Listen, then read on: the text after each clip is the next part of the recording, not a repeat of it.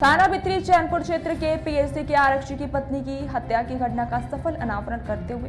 हत्या में शामिल पति सहित 3 अभियुक्तों को गिरफ्तार कर कब्जे से मृतका के आभूषण, हत्या में प्रयुक्त सिरिंज व इंजेक्शन आदि बरामदगी के संबंध में जानकारी देते हुए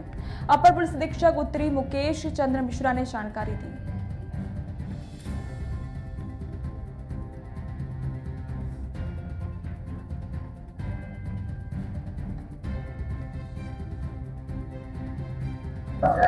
देखिए, थाना भित्री चैनपुर के अंतर्गत फरीदापुर चौक के पास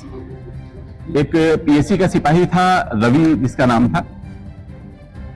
इसने अपने एक साथी संजय को फोन करके सूचना दी कि 3-4 लोग इसको और इसकी पत्नी को घेर के मारपीट रहे हैं। ये कार से था। इस सूचना पर जो इसके साथी हैं वहां पहुंचते हैं और इन्होंने अपने सीनियर अधिकारियों को सूचना दी। अधिकारियों के माध्यम से पुलिस को सूचना मिली। पुलिस मौके पे पहुंचती है तो मौके पे जो इनका वर्जन था उससे कुछ विपरीत तथ्य संज्ञान में आते हैं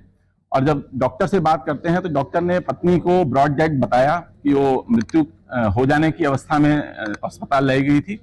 और जो पति एडमिट था उसके भी वाइटल्स सारे नॉर्मल थे, लेकिन वो बात नहीं कर रहा था, जिससे पुलिस को संदेह हुआ। फिर पुलिस ने इसमें गहराई से छानबीन की, परिजनों से वार्ता की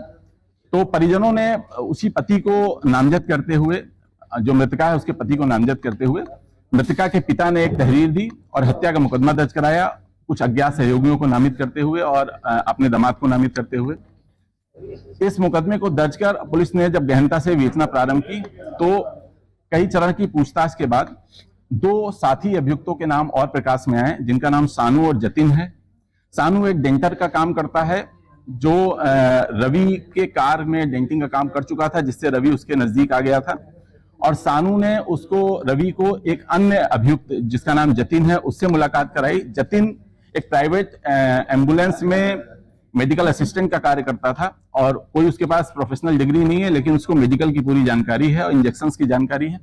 उसने इसकी मदद की और कुछ इंजेक्शंस, 3 प्रकार के इंजेक्शंस बताए हैं। कुल 65 मिलीलीटर इंजेक्शन 7 सिरिंज में भर के और प्लानिंग के तहत इन्होंने प्लाट दिखाने के बहाने उस गाड़ी में बैठकर पीछे से और सानू ने हाथ पकड़कर और जतिन ने वो 7 इंजेक्शन उसके गले, मृतका के गले और गले के आसपास इंजेक्ट करके उसकी जान ले ली और बाद में पुलिस को भरमाने के लिए उसके कुछ जेवर, जो 2 कुंडल, 2 बाली और 1 मंगलसूत्र है, उतार के और ये दिखाने का प्रयास किया कि ये लूट का प्रयास था, लूट की घटना कारित हुई है। लेकिन जब पुलिस ने इसमें समग्र विवेचना की तो ये इनका षड्यंत्र उजागर हुआ और आज इन तीनों को पर्याप्त सबूतों के साथ माननीय न्यायालय की अभिरक्षा में भेजा जा रहा है और इसमें इस प्रकरण में जो भी सबूत हैं सबको एकत्र किया गया है और क्योंकि ये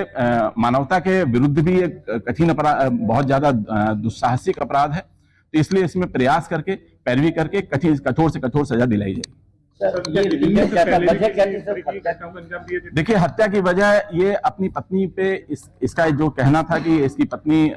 मानसिक रूप से परेशान रहती थी और उसके ऊपर कोई साया था जिससे ये तंत्र मंत्र का भी इसने सहारा लिया था।